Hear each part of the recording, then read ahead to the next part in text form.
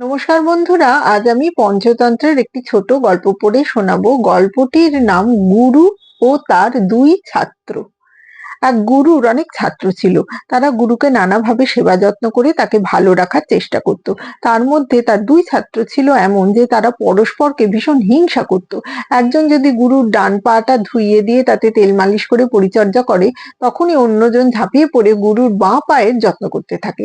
এমনি করে কয়েকদিন যেতেই গুরুদেবের বাঁ পা একজনের ও অন্য পা আর একজনের হয়ে গেল। একদিন হলো কি, যে ছেলেটি গুরুদেবের ডান পা পরিচর্যা করত তাকে বিশেষ কাজে গ্রামে যেতে হলো। অন্য ছাত্রটি যখন গুরুদেবের বাঁ পায়ে তেল মাখাতে এলো, তখন গুরু তাকে বললেন, দেখ, ও তো আজ এখানে নেই, তুই এক কাজ কর, তুই বরং আমার দুটো পায়েই তেল মালিশ করে দে। ছাত্রটির মুখ ভার হয়ে গেল। সে গম্ভীর স্বরে বলল, আমি পারবো না। যে পায়ের ভার ওর ওপর আছে সে পায়ে আমি কিছুতেই তেল মালিশ করবো না। গুরু এবার বিরক্ত হয়ে একটু জোর দিয়েই বললেন, এটা তোকে করতেই হবে, না বল দেখি তোর কত সাহস। ছাত্রটি তখন রেগে উঠে এমন জোরে গুরুর ডান পাটা ধরলো, সেটা ভেঙেই গেল।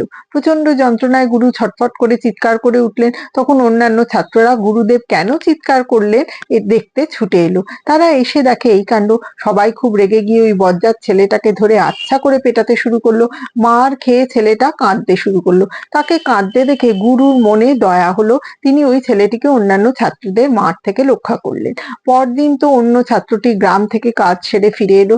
এসেই গুরুর কাছে গিয়ে দেখে ডান পাটা ভেঙে গেছে। সে তো খুব আশ্চর্য হলো, একদিন মাত্র সে ছিল না, তার মধ্যে এই পাটা ভেঙে গেল। সবাইকে কারণ জিজ্ঞাসা করতেই সে জানতে পারলো যে অন্য ছাত্রটা অর্থাৎ তার প্রতিদ্বন্দ্বী পাটাকে ভেঙেছে। তখন সে যেন ক্ষেপে উঠলো, বলল, ঠিক আছে, ও কি ভেবেছে পা ও একাই ভাঙতে পারে?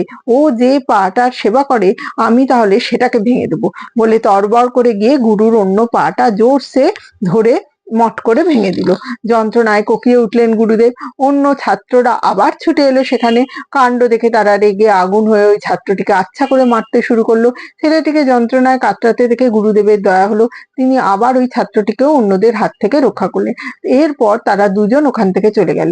কিন্তু ওদের এরকম ঘৃণ্য হিংসার কথা মনে করে সবাই ওদের ঘৃণা করত। অবশ্য মাঝে মাঝে তাদের এই আজব কাণ্ডের কথা মনে করে সবাই হাসাহাসিও করত। গুরুদেবের অতুলনীয় ধৈর্য ও ক্ষমা সবাই মুগ্ধ হয়ে গেল। ধীরে ধীরে তার দু পা সেরে উঠতে লাগলো, তিনিও সুস্থ হয়ে উঠলেন।